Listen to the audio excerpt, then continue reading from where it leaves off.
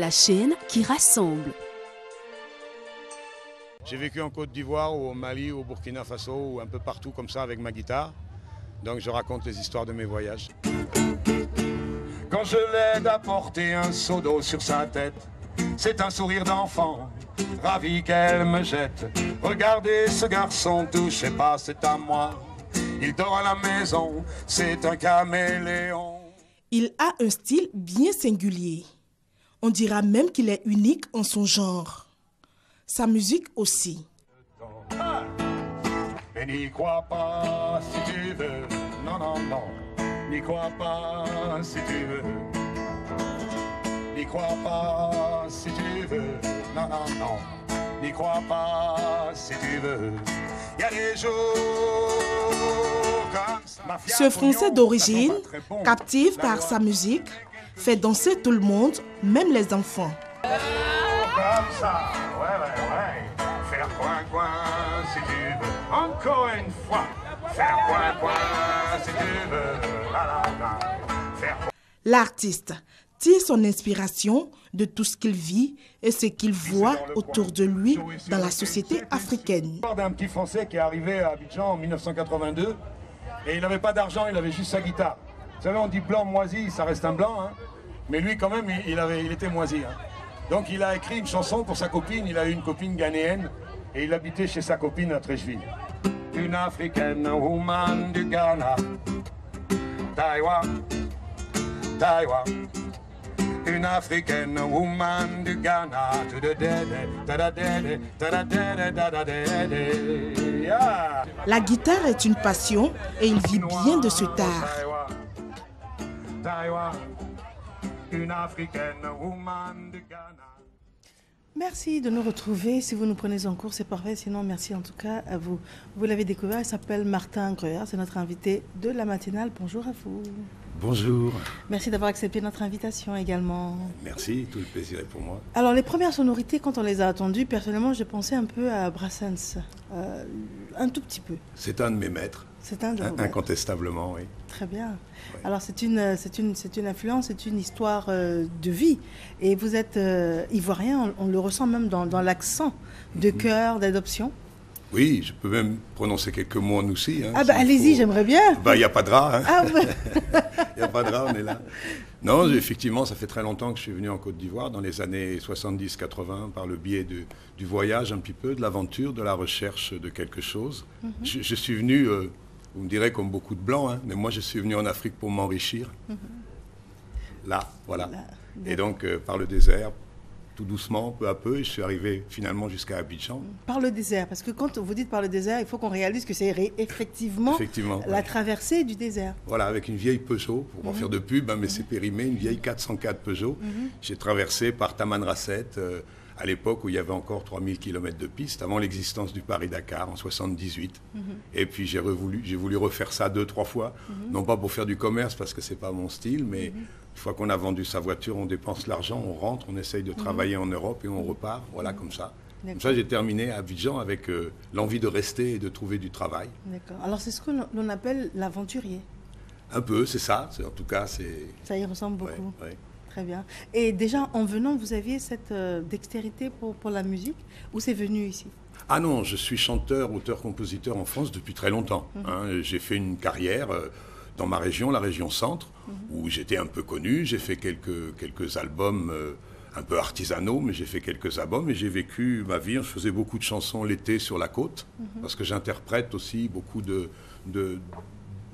gens différents, hein, aussi bien à l'époque en anglais, maintenant moins, depuis qu'on m'a dit que j'avais pas un très bon accent anglais. Mais je me suis plus spécialisé dans la chanson française et les miennes, de plus en plus. Et donc, ça faisait déjà... Dans les années 70, alors, j'ai commencé à chanter. Là, ce sont les images que l'on voit du désert. Ah oui. Alors, qu'est-ce qui s'était passé? Alors là, je suis sur la gauche, là, on a retrouvé une 2 chevaux qui était tombée en naufrage dans le voyage précédent et qui, évidemment, on a été obligé d'abandonner parce que... c'était la vôtre?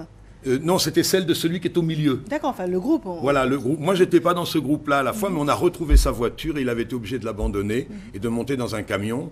Et pour la petite histoire, les transporteurs qui l'ont pris ont commencé déjà à démonter la voiture et à récupérer des choses pour eux sur la voiture.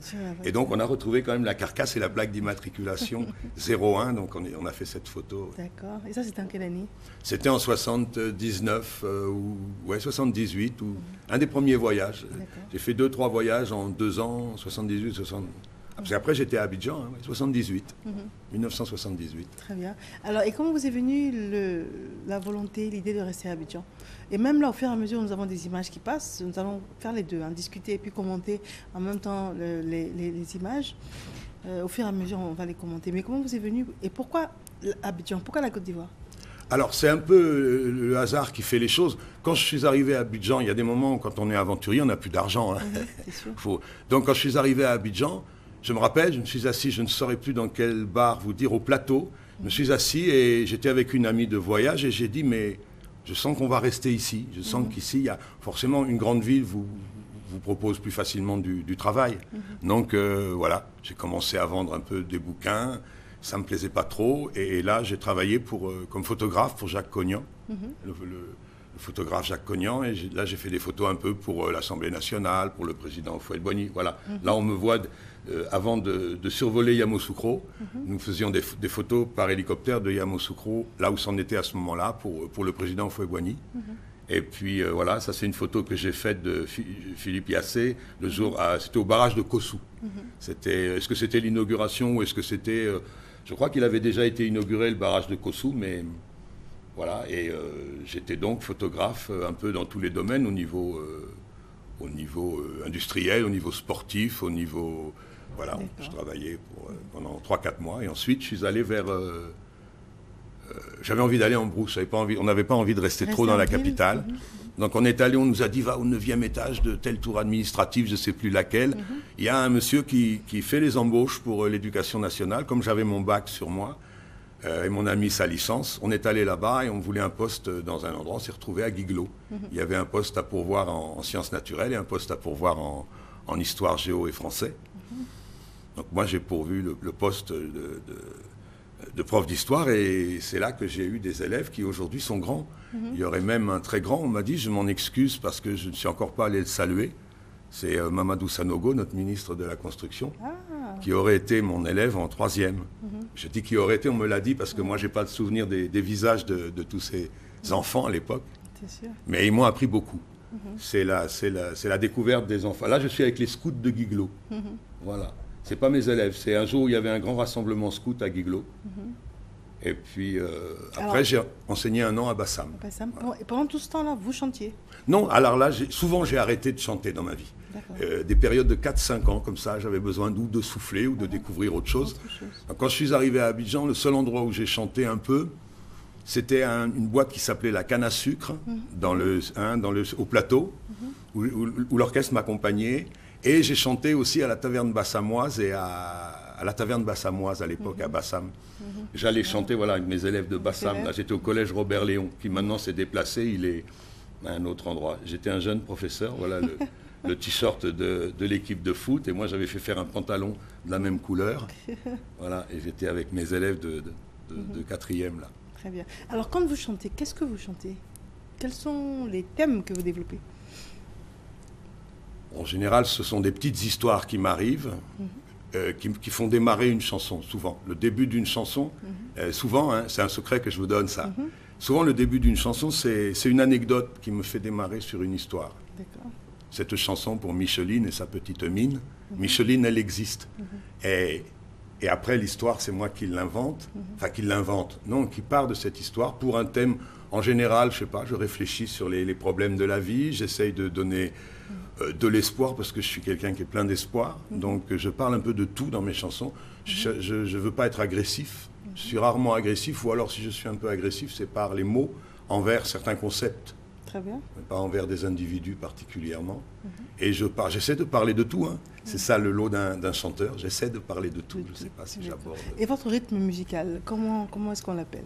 Alors, c'est la chanson française au départ. Donc, la chanson française, soit on trouve vraiment un style à soi, comme un chanteur comme Renaud, par exemple, qui reste très minimaliste, mais qui est un style, ou Georges Brassens, qui, sans qu'on s'en rende compte, allait dans des mélodies très variées, des mélodies jazz. Alors là, c'est particulier, je suis avec Gustave Guiraud, le frère de Marie-Rose Guiraud, décédée. Et j'ai quand même un scoop là pour vous, parce que j'ai la dernière affiche que je veux offrir à Marie-Rose, et je ne l'ai pas encore rencontrée. Alors, je ne sais pas si on peut la voir. Effectivement, j'ai joué pendant 2 ans avec Gustave Guiraud, voilà. Et ça, c'était notre affiche, notre groupe, Kaïdara à l'époque. On a travaillé pendant 1 an ensemble, il était 1 an et demi, il était venu faire ses études un peu de musicien à Tours, au conservatoire de Tours, comme beaucoup de musiciens.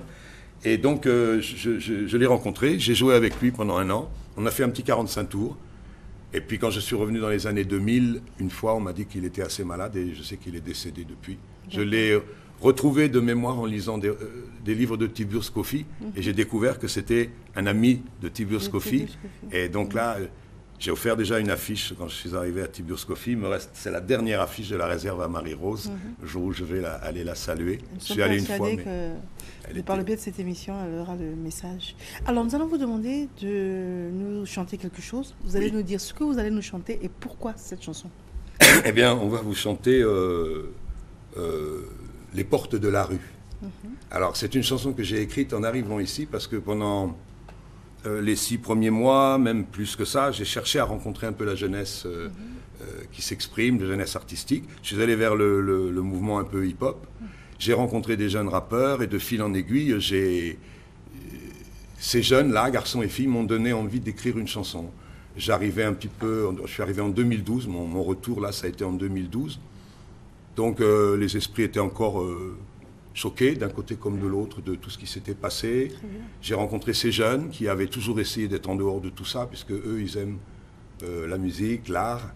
Donc ils m'ont beaucoup frappé, enfin, leur rencontre. Et j'ai pensé aussi à Amadou Hampâté-Bâ, Les portes de la rue, vous savez, Kaïdara. D'ailleurs, mon groupe à cette époque avait la prétention de s'appeler Kaïdara. Kaïdara, ça veut dire Kaï, ici là où tu te trouves, Dara, la porte. Donc là où tu te trouves est la porte de la connaissance. Et c'est un conte tracé par Amadou Hampâté-Bâ, Kaïdara également. Donc j'ai choisi cette chanson parce que elle parle de mon je vais prendre ma guitare. Elle parle de ma rencontre avec les jeunes. Et puis je suis venu en compagnie de 2 musiciens de mon groupe, parce que mon chef d'orchestre, Kelly, et Edith, la choriste, qui vont m'accompagner, parce que nous sommes une formation de 6 musiciens normalement, mais batterie, tout ça, chez nous, le matin de bonne heure, c'était...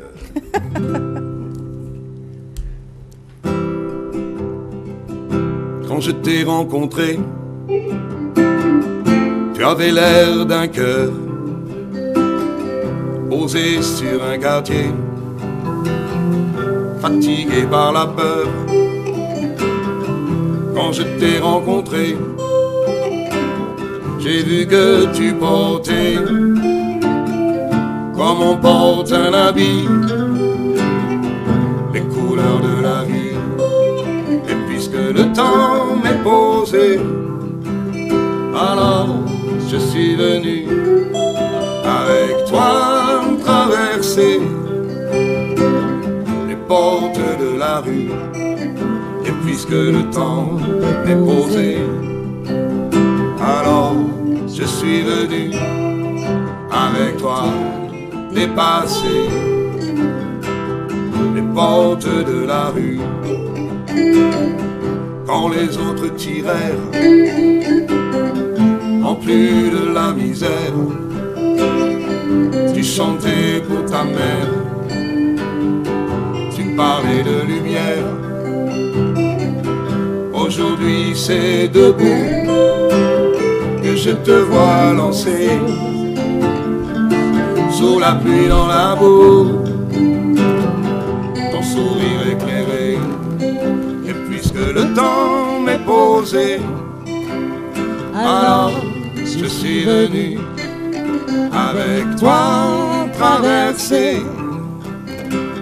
les portes de la rue.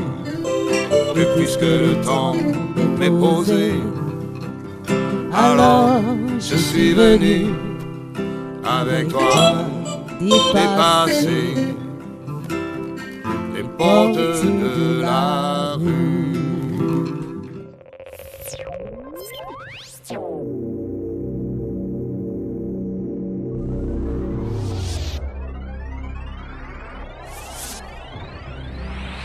Sous le parrainage de l'adjudant-chef Kandos Mauro de la base aérienne d'Abidjan, la présidence du préfet de la région du Tankbi, préfet du département de Mans, Soro Kayaha Jérôme, l'ensemble artistique Tro Afrique et Sati Mediaset présente la journée de la paix, la fraternité et la culture pour des élections apaisées dans une Côte d'Ivoire unie à partir de l'Ouest. Le vendredi 11 septembre 2015 au CAV de Mans à 14h GMT. Contact 58 17 12 37. Sous le haut patronage du ministre d'État Amadou Gon Coulibaly, secrétaire général de la présidence, sous le parrainage du ministre d'État, ministre du Plan et du Développement Albert Mabri Touakus, sous la présidence du ministre des Transports Gaussou Touré, le Haut Conseil du patronat des entreprises de transport routier de Côte d'Ivoire, en collaboration avec l'Alliance nationale des transporteurs et conducteurs RHDP de Côte d'Ivoire, organise une journée d'hommage à son Excellence Alassane Ouattara, président de la République de Côte d'Ivoire, ce jeudi 10 septembre 2015 à 14h à la place de la Paix de Mans. Transporteurs, usagers de la route, population, vous y êtes tous invités.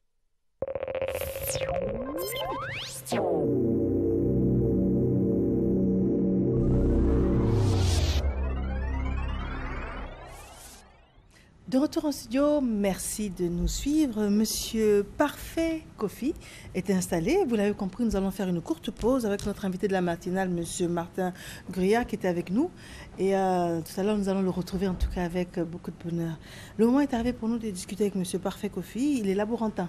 Monsieur, bonjour. Bonjour, madame. Alors, un laborantin, comme son nom l'indique, laboratoire, on pense à des mixtures, à des mélanges, à de la chimie, c'est cela? Bien sûr, à des recherches. De la recherche? Oui, bien sûr, en laboratoire. Puisque le laborantin était technicien de laboratoire et qui a pour objectif comme ça de faire des recherches et des analyses dans le but de détecter une pathologie, ou soit d'avoir des résultats sur le principe actif dans une plante pour aboutir à une guérison. À une guérison. Et c'est ainsi que vous avez découvert les bienfaits de l'aloe vera. Bien sûr. L'aloe vera qui est une plante extraordinaire. Et comme je l'ai dit, qui ressemble à un cactus, qui appartient à la famille des liliacées. C'est ce que l'on voit à l'antenne? Bien sûr. Alors, qui appartient à la famille des liliacées, comme l'oignon, l'ail, tout ça. Mais cette plante-là, elle est un peu spéciale. Et c'est pourquoi même les gens dans le temps aussi ont voulu la comparer, même les griffes de la plante, sinon les épines de la plante aux griffes d'une divinité. Voilà, parce qu'elle est aux griffes d'une divinité. D'une divinité, bien sûr. Alors, tel que les dieux. Les dieux, bien sûr. Alors, mais moi, je compare la plante plutôt à un serpent à son nez dans le désert. Parce que voici une plante qui, bizarrement, pousse dans les endroits chauds. Où il n'y a pas assez de plantes, le sable. Et cette plante-là contient une sève, sinon un gel qui est très précieux. Alors ces épines aussi, comme on le dit, possèdent aussi des substances qui ne sont pas assez bonnes pour l'organisme, c'est-à-dire la toxine. Alors lorsque les épines te piquent, bizarrement on constate qu'il peut avoir forcément une infection, mais son seul remède c'est son sang, c'est-à-dire son gel lui-même. Un peu comme ce serpent-là qui a son crochet qui est très mortel, voilà, bien sûr, mais qui vit dans un endroit qui est chaud. Alors simplement, pour dire que l'aloe vera est une plante qui est extraordinaire, dont il y a plusieurs variétés, comme je l'ai dit. Nous avons l'aloe de rocaille, nous avons l'aloe arborescente, mais la qualité la plus connue, c'est celle qu'on appelle vera, voilà, qui veut dire l'aloe vera. Et ce qui est intéressant aujourd'hui, c'est de savoir que vous faites une corrélation entre l'aloe vera et le diabète. Bien sûr. Donc ça veut dire qu'il y a peut-être la guérison, vous allez nous dire. Est-ce qu'on en guérit? D'abord nous définir le diabète. Alors simplement, le diabète est une maladie chronique. C'est une maladie qui est due soit à un défaut ou soit aussi à une mauvaise utilisation de l'insuline. Vous voyez, donc qui va carrément entraîner une augmentation de sucre dans le sang. L'insuline en elle-même, qu'est-ce que c'est? Bon, l'insuline, c'est une hormone. C'est une hormone qui est présente dans le pancréas, qui est un organe. Alors dans le pancréas, il y a des cellules qu'on appelle les cellules bêta-Langerhans. Et ces cellules-là produisent ce qu'on appelle l'insuline. Ça me rappelle l'école, ça. Alors effectivement, donc l'insuline a pour rôle comme ça de régulariser, sinon de stabiliser le taux de sucre dans le sang. Vous savez, dans le sang de chacun d'entre nous, il y a un niveau quand même de sucre qui part de 0,60 g à 1,10. Alors en principe, chacun d'entre nous. Alors lorsque ce niveau-là, lorsqu'on va au-dessus, et lorsque le sucre augmente, carrément il y a problème. Lorsque le sucre aussi est en dessous de la normale, il y a problème. Alors en principe même, dans le sang, dans le corps de l'homme, lorsque nous consommons la nourriture, le sucre, l'insuline, lorsque le sucre est trop dans le sang, alors l'insuline, le pancréas sécrète l'insuline. Et l'insuline va venir prendre ce sucre-là et l'apporter directement aux cellules du corps. Et les cellules vont utiliser ce sucre-là en apport énergie. Vous comprenez? Là, c'est lorsque le pancréas est en bon état. Alors donc, lorsque le pancréas est en bon état qui produit l'insuline, l'insuline vient prendre le sucre et donne aux cellules. Mais lorsque le pancréas a un problème, parce que c'est un organe, il peut tomber malade. Alors lorsqu'il est malade, alors simplement, il peut ne pas produire suffisamment d'insuline, ou peut-être même pas. En ce moment-là, le sucre viendra, et puis il va descendre dans le sang, et puis le sang va se sucrer, ça sera lourd pour la circulation, et le sucre même va laisser des dépôts. D'accord. Voilà. Et maintenant, vous nous dites que l'aloe vera, qu'est-ce que l'aloe vera peut y faire? Alors, simplement, l'aloe vera, comme je l'ai dit, contient beaucoup de substances nutritives. Voilà, pratiquement plus de 20 éléments minéraux, sels minéraux, mais aussi la vitamine A, parce que généralement, les personnes diabétiques, il y a plusieurs types de diabète, pour revenir un peu vers le diabète. Insulinodépendant, voilà, les diabètes type 1, type 2, puis le diabète gestationnel qui concerne strictement les femmes enceintes. Vous voyez, quand on parle, le premier diabète que j'ai développé, excusez-moi, même le premier diabète que j'ai développé, en ce qui concerne le diabète type 1, là, le pancréas est souffrant.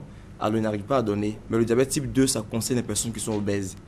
Voilà, parce que le pancréas est bien portant, mais il n'arrive pas à sécréter, il sécrète de l'insuline, mais qui est confronté à une résistance au niveau des organes de l'abdomen. Moi, je voulais qu'on se concentre plus sur l'aloe vera. Bien sûr. Voilà. Donc, l'aloe vera, les diabétiques se reconnaissent, bien sûr. Ok, simplement, l'aloe vera, nous avons la capacité de travailler la plante, mais pas utiliser le latex. C'est-à-dire, lorsque vous enlevez la peau de l'aloe vera, il y a une couche jaune qui est dessus.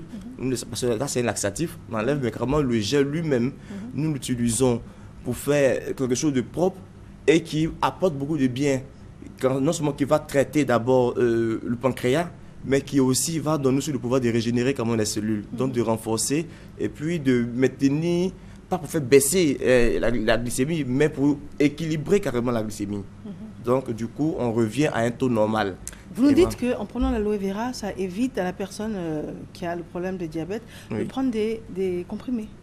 Non, écoutez, l'aloe vera n'a jamais remplacé le comprimé. On peut l'associer. C'est un complément alimentaire qu'on peut associer. Mais il peut arriver des fois que l'aloe vera joue un rôle premier. Et c'est en cela que nous avons cette capacité-là de jouer ce rôle-là. Mais puisque quand on parle de médecine naturelle, elle ne substitue pas du tout à la médecine classique. Du coup, voilà, parce que la médecine naturelle ne peut pas faire une intervention chirurgicale. Donc, il y a une complémentarité. Alors, c'est un complément alimentaire que nous apportons, mais qui va apporter un plus, sinon qui va venir aider carrément la prise de comprimés, voilà, pour accélérer la guérison. Puisque l'aloe vera contient. Écoutez, à partir du naturel, il y a possibilité de traiter le pancréas et aussi pour une personne qui est obèse, de perdre une certaine masse afin de faciliter le passage de l'insuline et puis procurer le bien-être. Vous voyez? Et puis, en ce qui concerne les femmes enceintes, bon, vous savez qu'en matière de grossesse, lorsque la femme est enceinte, le placenta va sécréter une hormone qui vient carrément enrayer l'action de l'insuline. Alors, nous avons cette capacité-là aussi d'aider ces femmes-là, bien sûr, tout en surveillant une alimentation, parce que chez nous, nous disons que toute maladie grave est due à une carence alimentaire. Donc, l'aloe vera associée à l'alimentation, qu'on appelle la macrobiotique, qui est une cuisine végétarienne dans laquelle on retrouve les céréales, les légumes, voilà, pour aboutir à une guérison. Donc, l'aloe vera, le gel de l'aloe vera qui contient la vitamine A, qui est très bonne pour la bonne vision, associée à la vitamine C, à la vitamine E, qui sont aussi bonnes, qui favorisent aussi la cicatrisation carrément de l'organisme, mais aussi pour favoriser une cicatrisation, pour régénérer les cellules, mais encore pour favoriser aussi une cicatrisation. Alors tout cela associé aux sels minéraux, alors vont aider l'organisme à se retrouver, à s'équilibrer et puis à apporter un bien-être. Et ces découvertes datent de quand? Pardon? Ces découvertes datent de quand? Bon, ça fait quand même un moment, hein, parce que c'est un collectif. Un collectif. C'est quoi? En termes d'années? En termes d'années, je pourrais dire plus de 10 ans. Il y a plus de 10 ans.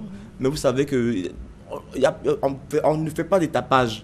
On ne fait pas d'étapage parce que le plus important pour nous, c'est de réussir à... la meilleure communication, c'est de bouche à oreille. Et pourquoi vous en parlez aujourd'hui alors? Bon, nous en parlons parce que nous trouvons qu'il est temps peut-être d'en parler maintenant. Pardon? Non. Temps de faire l'étapage? Non, de passer l'information. D'accord. De passer l'information pour que la conscience publique puisse savoir qu'effectivement, il y a espoir. Il y a espoir de... en plus d'alimentation et d'utiliser certaines plantes, d'aboutir à une guérison. Alors les personnes qui nous écoutent aujourd'hui réalisent les bienfaits de l'aloe vera. Et on en parle depuis la semaine dernière déjà. Bien sûr. On a vu que ça peut être un laxatif. Un laxatif, bien sûr. Laxatif également. Oui, régénérateur. Régénérateur. Oui. Pour le vieillissement des cellules, tout ça. Cellules, tout ça, oui. On a vu... Cicatrisant. Cicatrisant également. On est en train aphrodisiaque. de voir également... Aphrodisiaque. Aphrodisiaque, bien sûr. Ça. Oui. On voit également que par rapport au diabète, associé bien sûr au traitement de base, c'est bénéfique. Oui. Mais la question qui nous vient essentiellement à l'esprit, c'est de savoir, est-ce qu'on s'en procure facilement? Bien sûr, il y a possibilité de s'en procurer. D'abord, en ce qui concerne la plante elle-même, nous avons la plante suivie d'un catalogue, mais aussi des produits travaillés purement ici. À partir de l'aloe vera, on peut en avoir. Et mais quand on parle de catalogue, on parle de cabinet de publicité. Moi, je ne suis pas là-dedans. Moi, je parle de naturel. La personne qui nous écoute, est-ce qu'en allant au marché, elle peut acheter de l'aloe vera? Est-ce qu'en allant au supermarché, par exemple, donc dans une grande surface, est-ce qu'elle peut avoir de l'aloe vera? Ou bien c'est très spécifique au laborantin? Alors, dans certaines pharmacies, dans certaines grandes surfaces, on peut en trouver, mais surtout dans les officines en matière de santé. Voilà. Mais aussi, nous avons un espace, je ne sais pas si tu peux me permettre. Si c'est de la publicité, non? Ok. Mais quand même, nous avons un espace où on peut nous retrouver.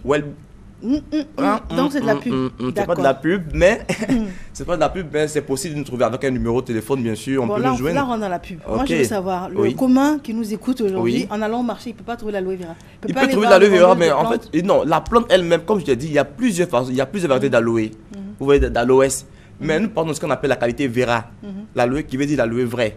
Et cette qualité vera là, écoutez, un fleuriste peut en avoir. Mais aussi des spécialistes peuvent en avoir.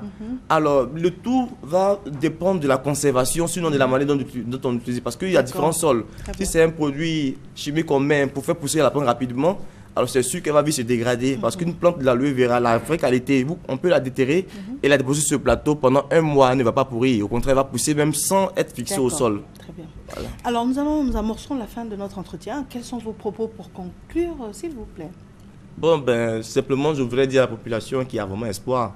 Il y a vraiment espoir de guérir, sinon d'aboutir à un processus de guérison à partir de cette plante-là extraordinaire, oui, associée bien sûr à un régime alimentaire dont nous avons cette spécialité-là. Alors simplement, il y a espoir. Mais vous ne devez pas laisser vos antidiabétiques que vous prenez déjà, mais en association, bien sûr, vous pouvez quand même mieux vous porter pour équilibrer carrément le diabète. Très bien. Vous jouez comment, monsieur? Bon, ben, je suis au 08 99 47 80. 08 99 47 80. Très bien. Merci d'être venu sur notre plateau. Je vous en prie. Alors, vous savez sûrement, M. Martin Coyer est notre invité de la matinale. Et avec plaisir, déjà, nous sommes ensemble depuis très tôt. Il n'est pas venu seul, il est venu avec quelques membres, n'est-ce pas, de son orchestre. Alors, son style musical, il nous l'a expliqué, c'est franco-ivoirien. C'est comme ça qu'il le qualifie lui-même. Oui. C'est de la chanson au départ, influencée par tous les styles de musique. J'aime faire danser les gens, c'est important. Je pense qu'on peut écouter des textes en dansant. Donc, ce sont souvent des mélodies et des rythmes dansants. Et voilà, et donc effectivement, je joue ici à Abidjan avec une formation qui a été entièrement réalisée par M. Kelly, qui est mon chef d'orchestre et arrangeur. Et nous sommes 6 musiciens, batterie, Elie Goli à la batterie, il y a Guizot au clavier, vous avez Marcel Amessan à la basse et Edith au chœur. D'accord. Voilà. Et je commence à travailler avec un camarade qui m'a accompagné aujourd'hui, Basique, que vous avez connu dans Kalizam, je crois, qui est un excellent slammer, et ça m'intéresserait beaucoup, dans l'album que nous préparons actuellement, de faire quelque chose avec lui. Donc on est en train de commencer à travailler. Combien d'albums à votre actif? Si on compte tout, j'ai 3 albums à mon actif. Le premier, c'était vraiment de l'artisanat, c'était presque gravé au couteau. Et puis le deuxième, un peu plus... Le premier s'appelait Chanson du chien debout. Le deuxième s'appelait Civilisation sauvage, qui est le titre d'une de mes chansons. Et le troisième s'appelait Sora. Chanson du chien debout. Pourquoi donc? Alors, oh là là, vous me faites remonter en arrière. C'est une époque où on faisait les saisons l'été sur la côte, et une amie me prêtait un grand terrain, et on avait décidé que c'était une sorte de réserve indienne, et on avait tous nos surnoms. Et moi, mon surnom, c'était Chien debout. D'accord, voilà. Très bien. Vous pouvez nous gratifier de quelques sonorités, s'il vous plaît? Oui, si vous voulez. Vous voulez une chanson, un morceau de chanson? Un morceau de... Vous allez peut-être trouver ça en album prochainement. C'est un petit reggae qui dit là où je serai, le monde sera ce que je serai. Et ensuite, le deuxième couplet, c'est là où tu seras, là où nous serons. Et c'est pour faire chanter les gens. Là où je serai, le monde, là où je serai, le monde sera ce que je serai. Sera ce que je serai. Là où je serai, le monde, là où je serai, le monde sera ce que je serai. Sera ce que je serai. Je peux semer dans la ronde, je peux semer dans la ronde des prairies ou des forêts, des prairies ou des forêts. Je peux détrousser l'enfer si j'ai envie de le faire. Je peux danser la misère jusqu'à l'autre bout de la terre. Je peux donner ma lumière. Il suffit que j'en sois fier. Je peux donner la lumière de ma perle claire. Aïe, guitare.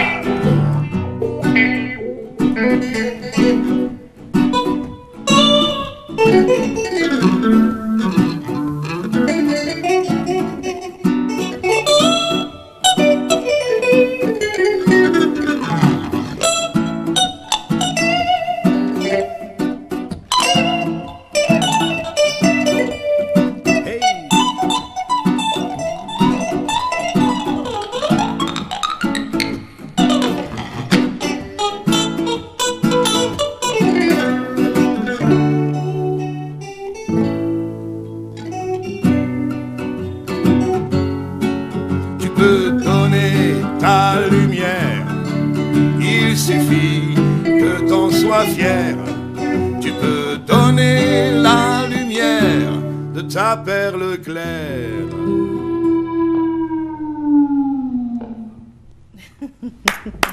Voilà, c'est un petit morceau. C'est un petit morceau. La prochaine fois, avec le public, on fera le tu entièrement et le nous. D'accord. Voilà. Alors, et ça, vous avez dit que c'est sur l'album à sortir? Alors, on est en train de préparer un album, oui.